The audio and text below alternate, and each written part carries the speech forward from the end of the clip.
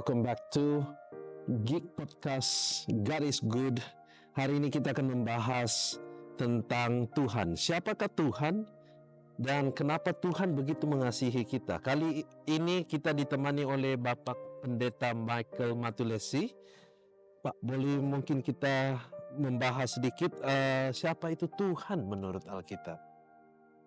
Ya, kalau menurut Alkitab, kalau kita lihat dari Kejadian sampai Wahyu, kita bisa simpulkan bahwa Tuhan itu adalah Allah Tritunggal.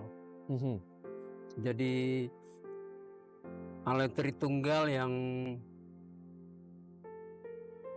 yang memperkenalkan dirinya sejak di Perjanjian Lama sampai kemudian ke Perjanjian Baru ya. Maksud saya tentang Allah Tritunggal adalah begini. Allah Tritunggal itu adalah Allah yang esa tapi berkeberadaan dalam 3 pribadi yang berbeda, yaitu Bapa, Putra, dan Roh Kudus. Oke. Itu adalah Tuhan yang kita percaya ya, yang orang Kristen percaya. Nah, kemudian untuk pertanyaan mengapa dia begitu mengasihi kita? Yang pertama karena memang Allah itu atau Tuhan itu punya natur sebagai Tuhan yang penuh kasih.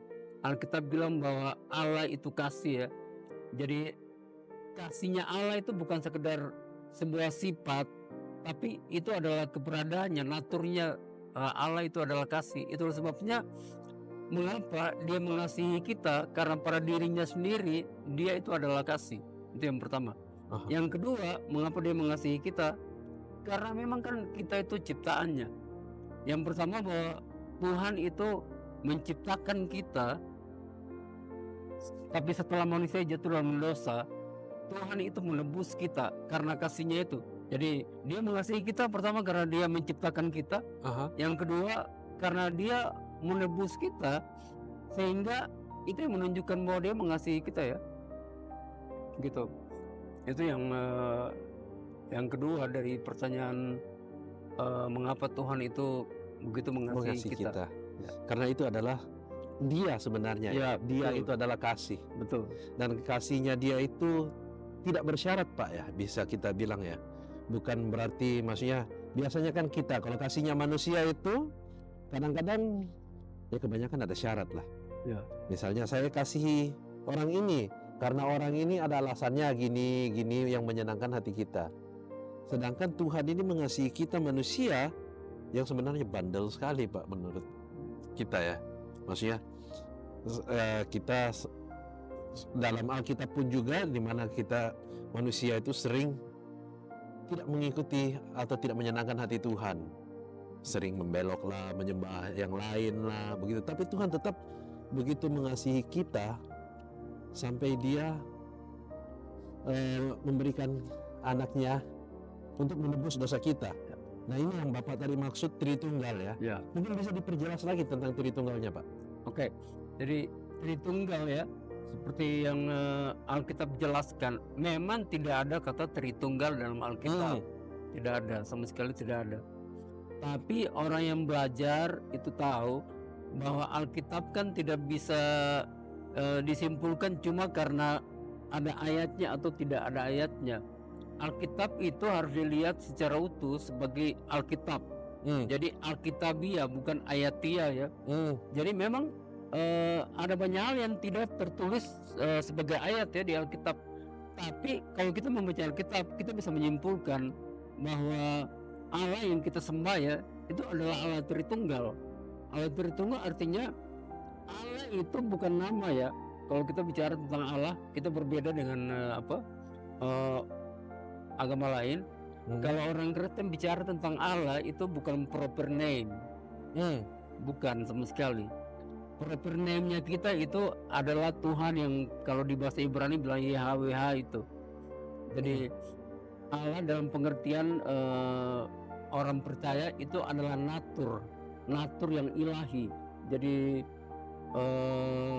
natur yang ilahi yang memiliki 3 pribadi yang berbeda, yaitu yang kita sebut sebagai Bapa, Putra, dan Roh Kudus itu adalah Allah Tritunggal.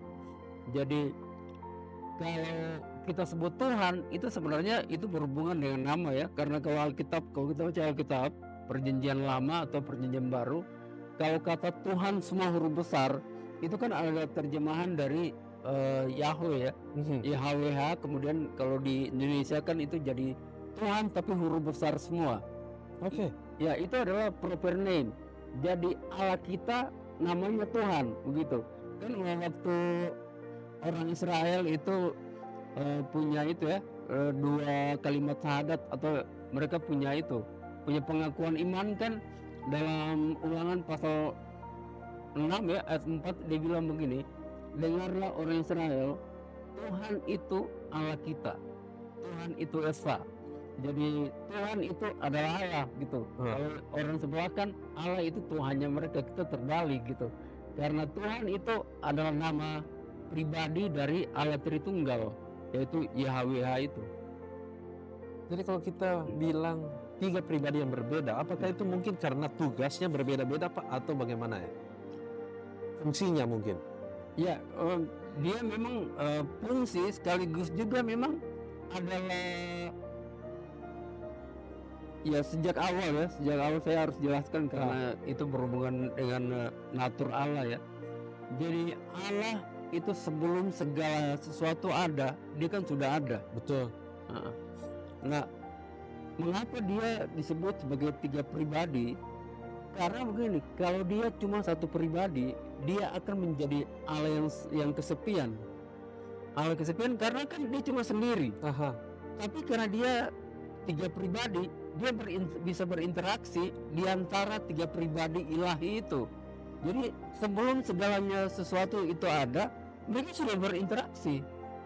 Jadi mereka menciptakan manusia ya, saya pakai kata mereka atau kita menciptakan manusia. Memang manusia diciptakan itu sesuai dengan gambar dan rupanya kita. Kalau kita lihat kejadian makanya dibilang kita ya. Betul. Jadi kalau kejadian pasal 1 sampai pasal yang kedua kan itu udah menjelaskan tentang ketiga pribadi ilahi itu.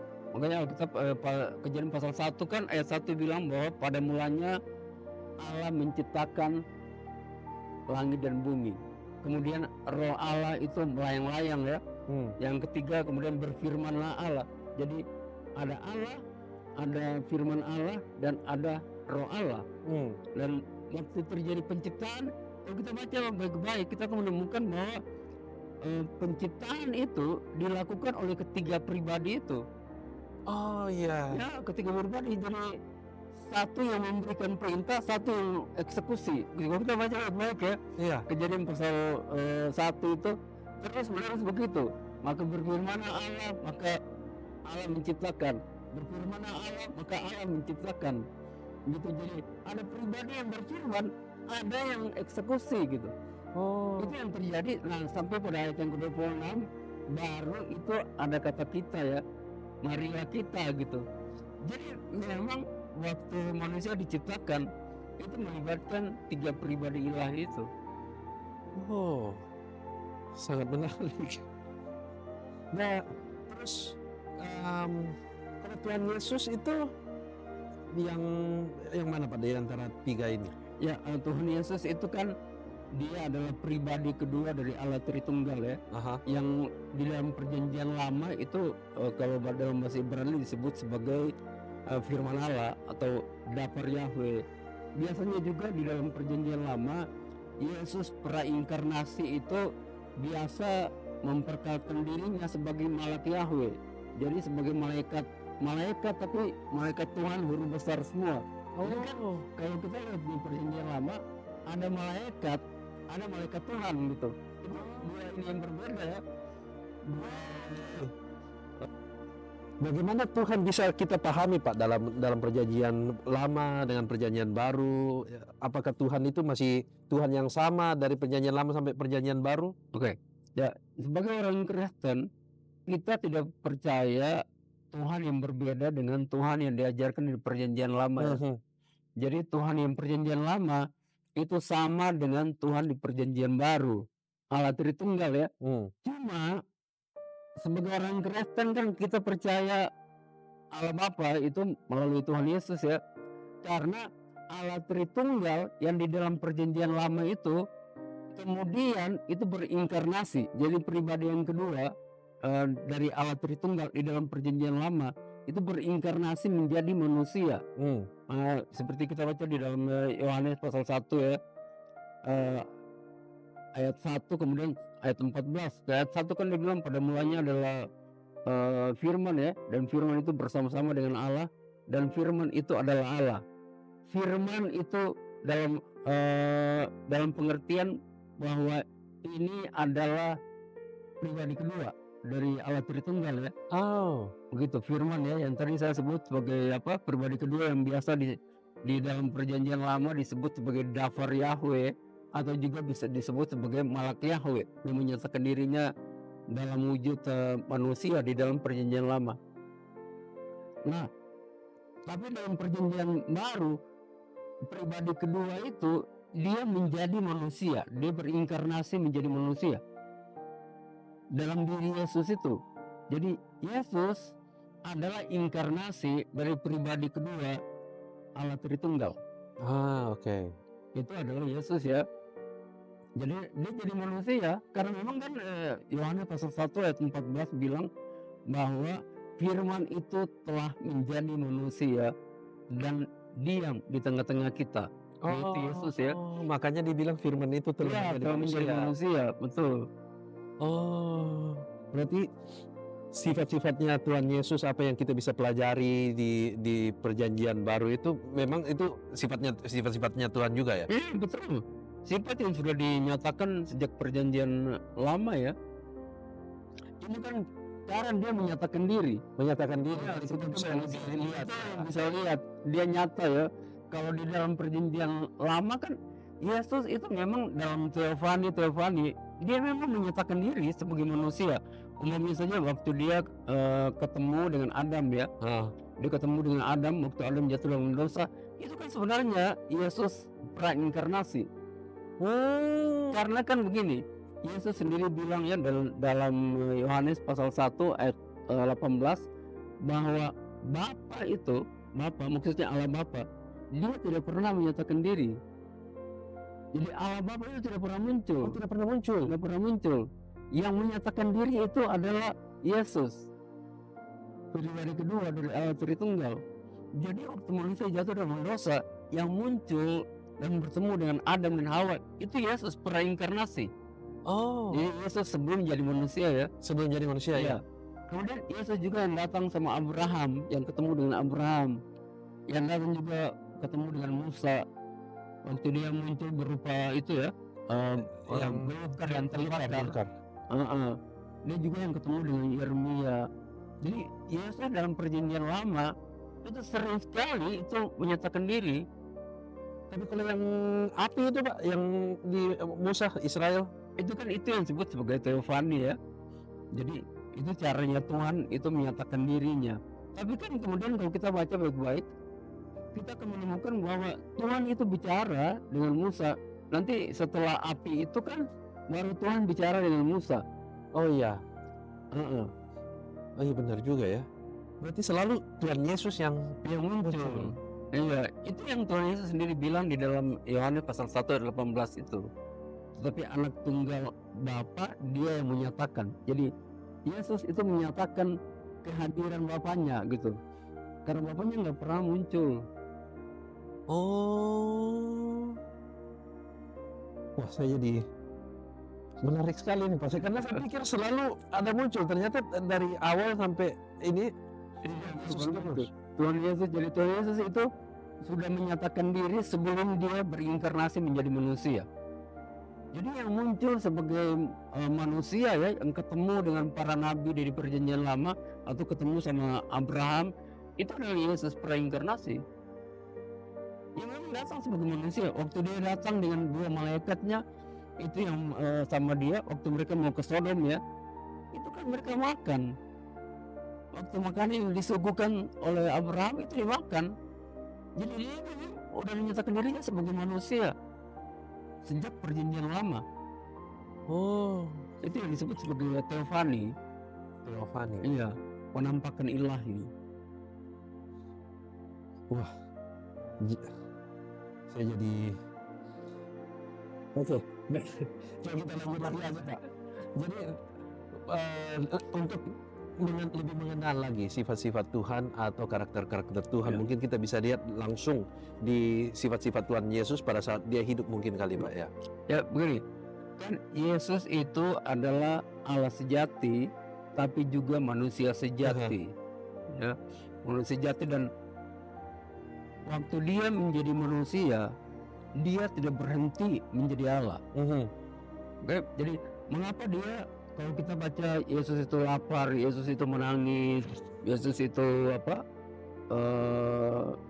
sedih, itu karena dia dalam posisinya sebagai manusia. Sebagai Bahkan manusia. dia mati ya. Nah, dia mati sebagai manusia, dia tidak mati sebagai Allah karena Allah nggak bisa mati ya. Tuhan nggak bisa mati. Nah, jadi kemanusiaannya itu yang mati, kemanusiaannya itu yang lapar, yang yang sedih. Itu adalah kemanusiaannya Yesus. Nah, tetapi Allah Tritunggal maksud saya adalah Allah yang pada atributnya itu adalah Allah yang maha kuasa, Allah yang maha tahu, dan Allah yang maha hadir. Itu atribut dari Allah ya. Jadi 3 atribut itu yang menunjukkan dirinya sebagai Tuhan. Itu dia maha hadir, dia maha tahu, dan dia maha kuasa. Nah, soal sifat-sifatnya itu banyak sifat Tuhan ya. Tuhan itu dia penuh dengan kasih. Tuhan juga adalah Tuhan yang berdaulat. Tuhan yang berdaulat, Tuhan yang adil ya. Tuhan yang kudus, Damai. Ya, Tuhan yang shalom ya. Shalom. Yang memberikan kepada kita damai sejahtera. Damai sejahtera. Ya, makanya waktu Yesus lahir dia disebut sebagai Raja Damai kan? Karena dia membawa damai. Maksudnya dia membawa damai di situ dalam pengertian bahwa dia mendamaikan manusia dengan Bapaknya ya. Karena kan waktu manusia jatuh dalam dosa atau melanggar perintah Tuhan kan itu ada permusuhan. Jadi kan kalau umpamanya kita tidak mentaati perintah seseorang ya, apalagi ini Tuhan ya, maka sebenarnya kan kita menyatakan diri kita sebagai musuhnya orang itu kan. Sebenarnya ya. Iya, jadi waktu Adam itu melawan Tuhan dan memilih untuk memakan buah yang Tuhan larang ya, itu dia sebenarnya secara langsung menyatakan diri melawan Tuhan. Jadi ada permusuhan antara Allah dan manusia, dan Yesus datang untuk mendamaikan. Itu sebabnya mengapa dia memberikan dirinya sebagai korban, sebagai tebusan, supaya ada perdamaian antara kita manusia yang berdosa dengan Tuhan yang kudus ya. Karena kan Tuhan yang kudus itu dia tidak bisa bersentuhan dengan dosa. Ya. Itu sebabnya mengapa harus ada pendamaian. Dan pendamaian itu adalah waktu Yesus mati kita dikuduskan dan kita dibenarkan. Itu sebabnya waktu Bapa melihat kita, dia sebenarnya melihat kita melalui Yesus. Betul. Jadi kita dibenarkan karena kita mengambil kebenaran dari Yesus ya, memakai kebenaran dari Yesus. Jadi itu adalah sifat-sifat dari Tuhan ya. Dia kudus, dia berdaulat, dia membawa damai. Ya banyak sifat Tuhan. Banyak ya. Mungkin kita harus lebih sering baca Alkitab untuk mengenal Tuhan kita itu siapa. Karena kan kita memang juga kita haruslah kalau kita mengaku bahwa kita adalah anak-anaknya Tuhan, maka kita kan harus juga mempunyai sifat-sifat yang Tuhan ya. Betul. Kita kan nggak boleh, maksudnya kita mengaku anaknya Tuhan tapi kita bersifat-sifat dengan yang bertolak belakang dengan Tuhan. Oleh karena itu menurut saya itu sangat penting untuk kita mengenal Tuhan kita itu siapa. Ya. Dan supaya kita mengenal karakternya itu kayak bagaimana. Supaya kita bisa tahu kebenarannya. Ya kan? Karena kebenaran itu yang menuntun kita punya hidup, cara kita bersikap. Ya. Sebenarnya ada 2 cara ya mengenal Tuhan. Yang pertama, Tuhan itu kan dia ditulis secara lengkap di Alkitab ya. Jadi Alkitab itu adalah buku yang paling komplit menggambarkan tentang Tuhan yang kita percaya. Alkitab.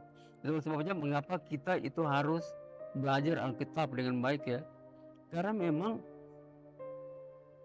Alkitab itu menulis semua sifat Tuhan sebenarnya di dalam Alkitab itu. Kalau kita belajar dari Kejadian sampai Wahyu ya, kita akan tahu tentang siapa Tuhan itu, gitu. Tapi kan yang kedua kan adalah itu kita melalui pengalaman pribadi ya. Pengalaman dengan pribadi. Tuhan. Iya. Tapi mengenal sifat Tuhan dalam Alkitab itu jadi sangat penting. Karena Tuhan biasanya itu memperkenalkan dirinya kepada kita sesuai dengan apa yang tertulis di Alkitab ya. Betul. Artinya Tuhan tidak menyatakan sifatnya yang baru selain apa yang sudah tertulis di Alkitab. Begitu. Dan kemudian kan kita berhubungan dengan Tuhan yang supernatural ya, Tuhan yang tidak bisa dilihat, Ya, tidak bisa dilihat. lihat gitu. Jadi itu kan sesuatu yang tidak mudah juga sebagai manusia ya, tidak mudah mengenal Tuhan itu secara langsung dalam keberadaan kita sebagai manusia. Itulah sebabnya mengapa kita memang harus belajar banyak tentang Tuhan di Alkitab. Karena kan waktu Tuhan Yesus itu bicara tentang dia meminta kepada Bapaknya untuk supaya mengirim penolong yang lain ya, dalam hal ini Roh Kudus. Dan salah satu hal yang akan dilakukan oleh Roh Kudus adalah itu mengingatkan kita kepada kebenaran, semua kebenaran. Dan kebenaran itu kan ada di Alkitab ya. Kan Yesus bilang firman-Mu adalah kebenaran. Jadi Alkitab itu memang adalah kebenaran. Jadi kalau kita mau tahu sifat Tuhan, ya kita belajar Alkitab. Dan kalau kita belajar Alkitab, maka Roh Kudus akan mengingatkan kita. Begitu. Selain dari pengalaman supernatural ya, yang masing-masing orang punya pengalaman. Punya pengalaman pribadi. Itu nggak bisa kita samakan karena Tuhan bersentuhan dengan seseorang berbeda dengan pengalaman orang lain. Iya, masing-masing mengalami beda ya. Beda. Tapi yang paling nyata adalah di Alkitab. Tuhan itu baca Alkitab kita akan tahu, oh Tuhan itu seperti itu ya. Tuhan yang sama ya. Tuhan yang sama kan? Tuhan yang sama. Betul. Walaupun model pernyataannya tuh berbeda ya di Perjanjian Lama sama Perjanjian Baru. Tapi itu Tuhan yang sama. Itu Tuhan yang sama. Kita bisa lihat memang benar itu Tuhan yang sama. Oleh karena itu kan Tuhan kita Tuhan yang hidup. Iya. Oke, terima kasih banyak atas waktunya Pak Michael. Viewers, terima kasih udah nonton sampai di sini. Kita untuk mengenal siapa Tuhan lebih baik, seringlah, lebih giatlah belajar Alkitab, Pak ya. Supaya kita dapat mengenal Tuhan itu siapa dan kita dapat mengenal kebenarannya. Oke? Ya. Oke. Sampai jumpa kembali di next episode. Bye bye. Terima kasih.